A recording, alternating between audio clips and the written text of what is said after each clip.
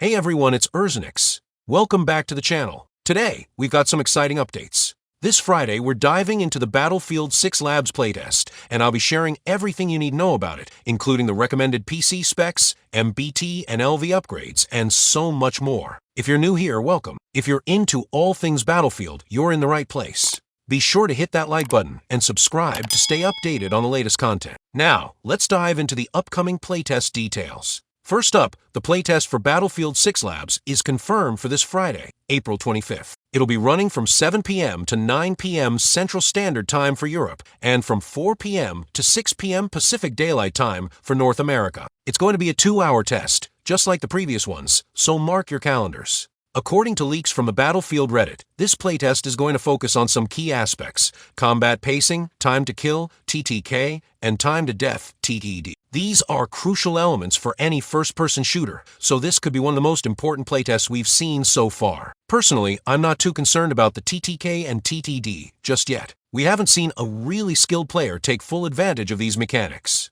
So far, most of the gameplay footage we've seen features players exploring the maps or just messing around, which isn't ideal for testing those elements. But what's clear from the leaks is that the focus will be on combat pacing. We'll be testing how often players engage in combat and how well the maps flow during battles. The important thing to watch will be how well the game encourages constant combat without long periods of downtime. From what I've seen in the footage, some players tend to spend quite a bit of time exploring buildings or wandering around the map. So this playtest could give us a better understanding of how the pacing is being adjusted. Now, some of you have asked me how to know if you've been invited to the Battlefield Labs playtest. Here's a quick tip. Many of the invites were sent directly to spam folders, especially during the first and second waves. So, make sure to check your spam folder just in case. When you do get the invite, it'll look something like this on the screen, and you'll also need to join their Discord server to participate. Yes, it's mandatory, so if you're not a Discord user, now's the time to get familiar with it. Once you join the Discord, you'll be able to connect with other playtesters, creators,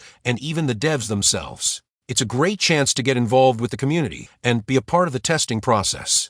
If you're planning to jump into the playtest but aren't sure if your PC can handle it, here's a reminder of the required specs. These were shared via Telegram, so take them with a grain of salt, but they should give you a good idea of what kind of system you'll need to run the game smoothly. You'll need a decent setup from a few years ago to ensure that the game runs without major issues, so if you've got something in the range of mid-tier specs, you should be good to go. Now let's talk about some leaks regarding the main battle tanks, MBTs. The customization options for tanks in Battlefield 6 are looking insane. According to Datamined Info, tanks will have a range of ammo options, including AMPU and APFSDS for primary ammo, an AG shell, canister shell, and guided shell for secondary ammo. The ability to switch ammo types on the fly is something I've always wanted for Battlefield tanks. It's going to make tanks much more versatile and adaptable to different combat situations. For example, if you're facing infantry hiding in a building, you'll be able to switch to the canister shell for effective splash damage. Or if you're dealing with enemy vehicles or aircraft, the guided shells will be perfect. This kind of customization is a game changer for tank gameplay. The driver's secondary weapon is a Quack's light machine gun, which is pretty standard. There's also an emergency damage control system, likely similar to the fire extinguisher and smoke discharger from previous games,